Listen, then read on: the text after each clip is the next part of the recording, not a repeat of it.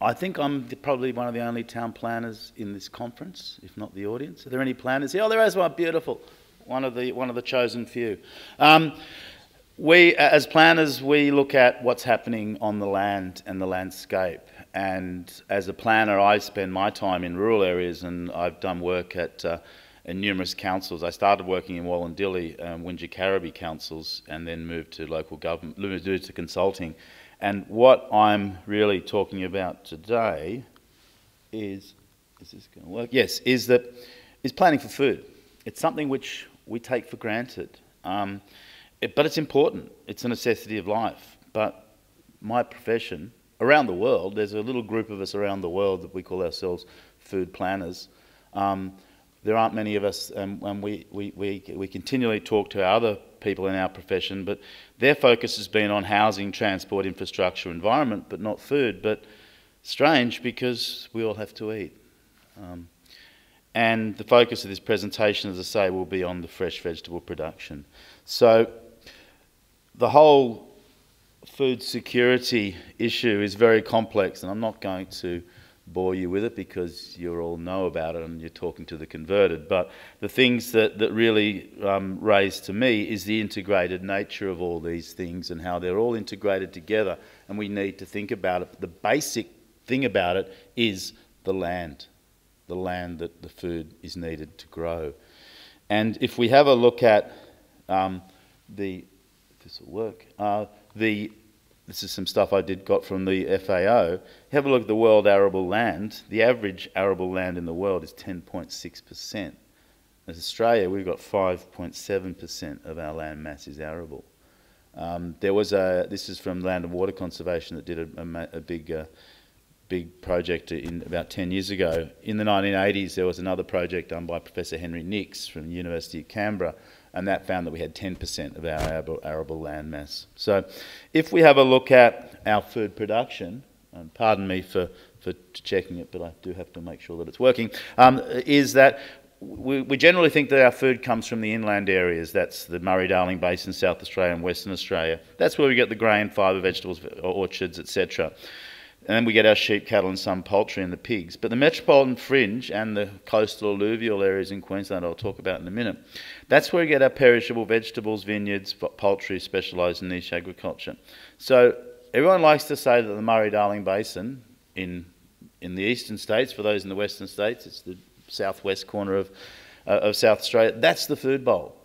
It's not the food bowl, it's a food bowl, and the metropolitan fringe and the coastal alluvial plains in Queensland are a very significant food bowl.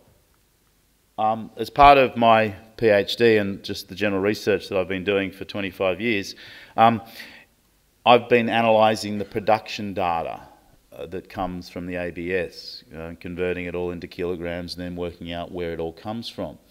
And I've actually then looked at the perishable vegetables and categorised the vegetables into perishable vegetables, and this is where the perishable vegetables are grown by each state. And you can see that in Australia-wide in 2008-9, it was 77% of the perishable vegetables were in the metropolitan fringes and Brisbane and the coastal Queensland. In fact, Queensland vegetables are only grown in the Brisbane fringe and coastal Queensland.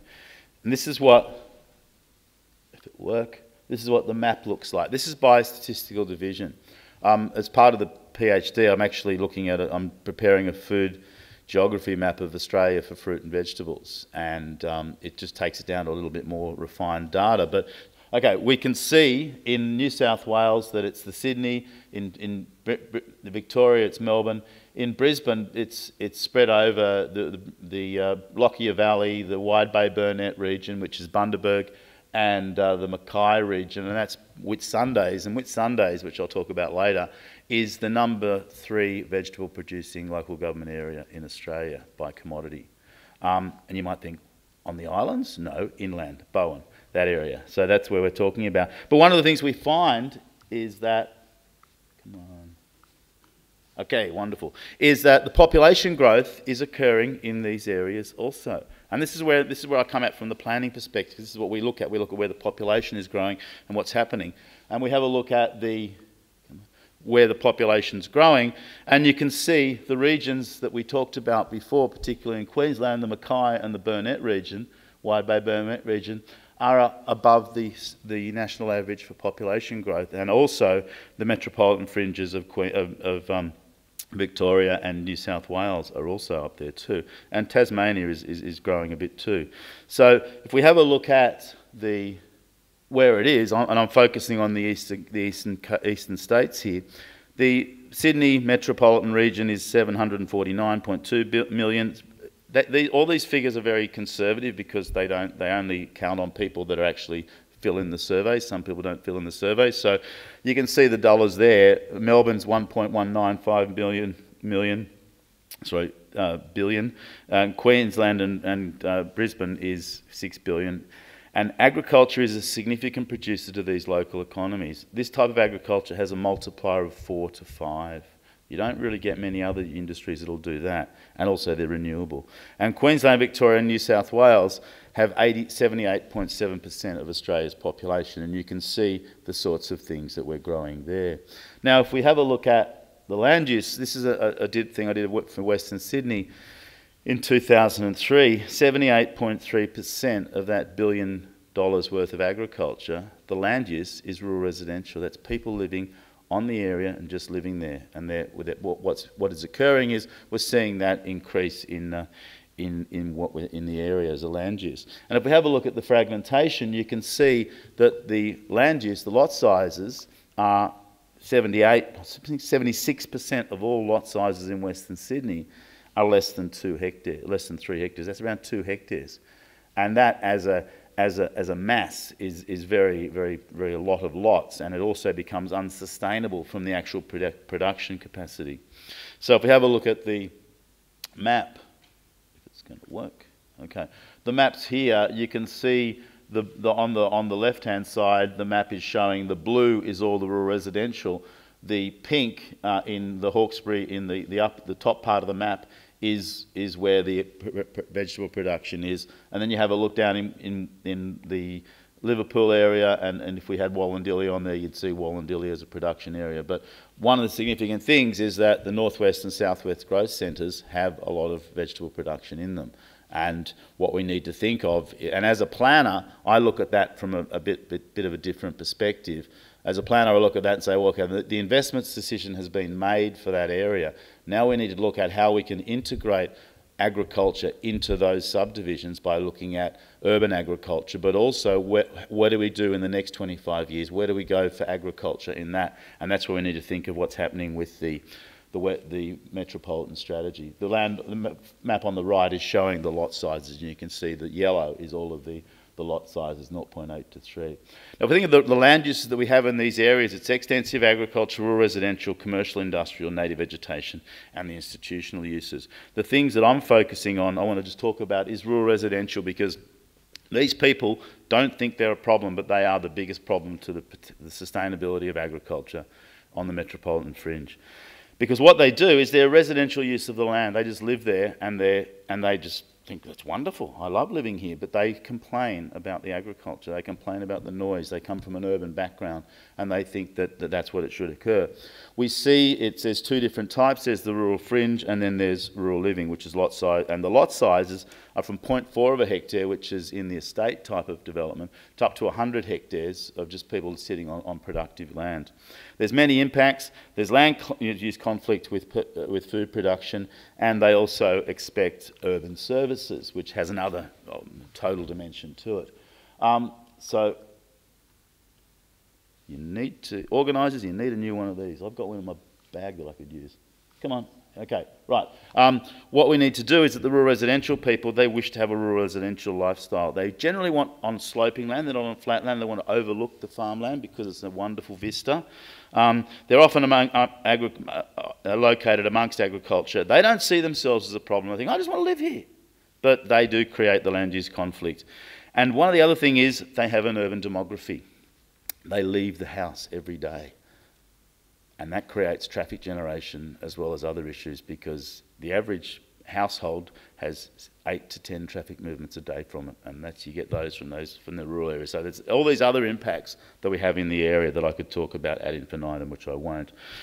This is one of the types, which is the rural fringe. You can see it's in an estate type of development, and we call that large lot residential. But the other one is, they're not big images. The other one is this type of thing where people they've got the big house, the big block of land. This is a 40 hectare lot, this one. Big house, the tennis court, the swimming pool, and they just want to live on it, and they don't have a residential use. And they're the people that, if they're on a smaller lot, which they generally are, a lot of them are, they can cause some problems. So what we have is, we have rural land use conflict, and rural land use conflict is created by a number of issues, and basically it's the mismatch between people living in an urban area and the pollution that comes from agriculture. The key issues are the lack of communication and understanding. Now, one of the big problems is that we have the pollution laws. That what they say is that the pollution should be kept on the property that is generating it. Okay, and in an urban situation, this can be done by physical means. You put up barriers or noise attenuation, but in rural areas you can't do because the nature of the pollution and background doesn't allow it. What we generally have is we have a buffer distance from horticultural operations for residential areas. So what we can do is that's the thing that causes the problem, that people living in the residential area, if you flip that around, which I've done, which I'm not going to show you now because I don't have time, but if we flip that around, you see the amount of area that is the contested land. So what we have here is these sort of people have a new type of recreation. It's called recreational lawn mowing. Has anyone ever mowed the lawn at night or seen anyone mowing the lawn at night on one of these? They're actually called lawn tractors now, not even called ride-upon lawnmowers. Anyone seen that? Why do they have headlights then? It's a bloke thing. They've got a little tractor they can drive around with and all that, and you can't take it down to the pub. Someone did that, got for DUI. But this person here complained about the agriculture next door, and this is in Wallandilly, and they complained about the agriculture next door because of the pollution issue. The person didn't understand, because the lady was quoted in the local newspaper as saying that she fears for the life of her unborn child because of the pollution that comes from the agriculture. Because I was working at the council at the time and we were able to look at the actual application that the house was built with, they had a first flush system on their roof. So she didn't even understand that the pollution wouldn't even get to her because of the first flush system. And also, these trees along the right-hand side of the paddock there, they're now nearly as tall as this stage. So they haven't had any spray drift issues. So it's a problem. The next one we have is Wallandilly has the most turkeys of any local government area in Australia. And because I've worked there, I can tell you some of those are the feathered variety. Now this is where quite a few of the turkeys live. But the guy on the right-hand side of the turkeys there, he used to live in the house next door. He then moved closer to the turkeys, then started complaining. So we basically showed him the bird. The turkey, of course. Now, if this will work. Now, can you see the chook farm? Just behind the McDonald's sign there. Now, McDonald's don't have to go far for the egg and bacon McMuffins or the chicken McNuggets, but as you can see, it creates a problem. There it is in Western Sydney. So, if you can go to that petrol station or that McDonald's, as I often do when I drive past, wind the window down and have a sniff, and it smells, causes problems. But what we have is, this is what I refer to as the farmer's revenge. Now, quite a few of you have seen my presentation, would have seen that before. But as you can see, he needs to run spell check over his paintbrush. And no, that isn't in Australia, but that's what the farmers feel like with land use conflict. That's in America, in Indiana, and it's an amazing place. But anyway, so if we think of, going back to on topic, if we think of vegetables, Queensland is the winter vegetable producer for us. There's 20.4% of the tonnage and 32% of the value of Australia's fruit and vegetable comes from Queensland. The balance comes from the peri-urban and metropolitan fringe areas and irrigation areas in the MIA and all those sorts of areas which have climate change issues. The issue we have is the seasonality, because feeding the southern states, they stopped growing their produce, particularly the tomatoes. The tomatoes we're eating at the moment, if you buy them from Coles or Woolies, they're coming from Bowen and Bundaberg. But they're about to stop production because it gets too hot. They cease production from November to February, March. So that's when the production takes off in the southern states. what we have is we have an issues with the sustainability issue of the distance travelled, as well as the resilience in the transport networks, because there's little resilience in that, because they can be cut by a cyclone or a flood, as we saw a couple of years ago. So what we also see is that, okay, Queensland and Tasmania in winter and Victoria and Tasmania in summer. The imports, we import some production. I'm not going to talk about the duopoly of Colesworth, as Richard Glover in the ABC in Sydney refers to it, but it is a significant issue. It's something which needs to be addressed, but it's one of the issues. And the food miles to get to the distribution centres and back, because of the buying powers, they bring it all down to one distribution centre, then send it back. It's a bit ridiculous that in Bowen the production goes down to Brisbane and then comes back to Bowen when it's produced just 10 kilometres away, 5 kilometres away. And that's because the food purchasing of Colesworth don't allow the local producers, local stores, to buy from the local areas. So it's all about food localism, and that's something which we need to think about. So if we think about the production of fresh vegetables, say most of it comes from Queensland. Okay, but it also comes from the peri-urban and irrigation areas in the southern states. If we think of, I just want to look at Whitsunday, because this is an area which is significant. It's the number 3 vegetable producer and the number 2 perishable vegetable producer in Australia. If we think of the number 1 and the number 2, it's Bundaberg is the number 1 and Lockyer Valley is the number 2. All of these areas have what I refer to are in the contested space. They're all areas where people are wanting to move into, and what we see is that these areas, and particularly Whitsundays, there's Western Sydney, which we all know has a lot of rural residential, but I've also done a similar land use survey for Whitsunday, and the Whitsunday region has 64% of its land use is rural residential. So people say, why am I worrying about it? We just get it all from Queensland. Yes, we get it from Queensland in winter, but in summer the perishable stuff is grown locally. But also Queensland is in the same problem that we're in Western Sydney. Everyone wants to live there. And up at Bowen, you've got Abbott Point just above it, which is the big coal terminal which is being developed at the moment, and there's pressure on the agricultural land to be used for industrial use. So, but one of the things we have is that where is it going to be grown? So I can just race through, if this will work, some value stuff. Come on.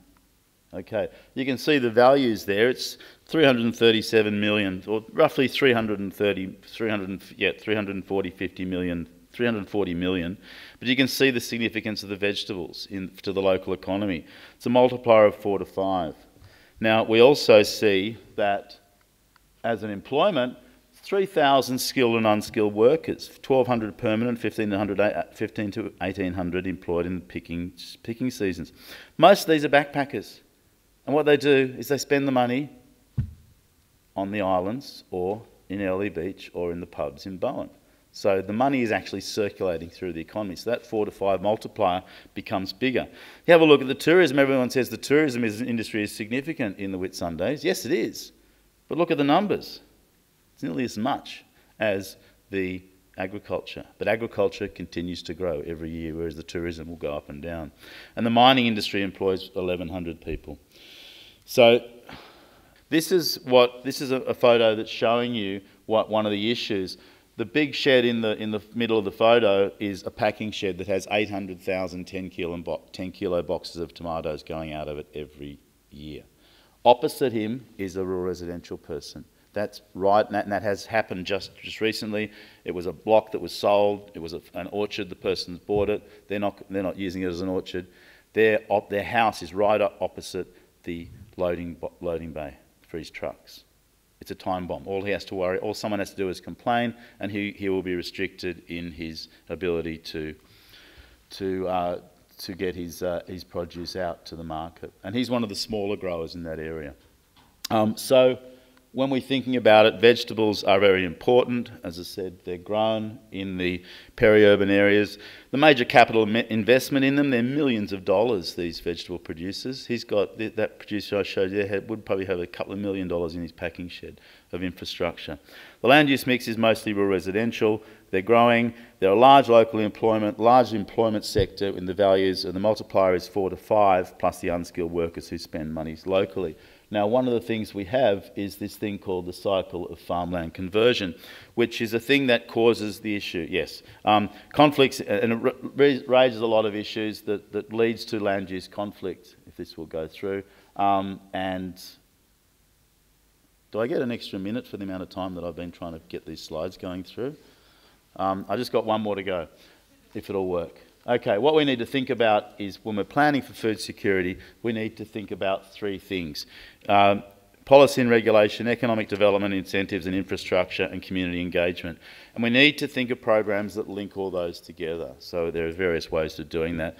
So planning for food is important. It's a necessity of life. The planning system hasn't addressed it around the world. Vegetables are grown in the peri-urban and high-growth alluvial plains. They can't be grown in the inland because there's the soil, the water, and the workers that aren't there to grow it. We can't just say, let's move it to the inland because we want to grow houses on it. And we need to intervene in the cycle of farmland preservation and preserve and prepare strategies to protect this valuable resource. Otherwise, it might end up like that. Thank you.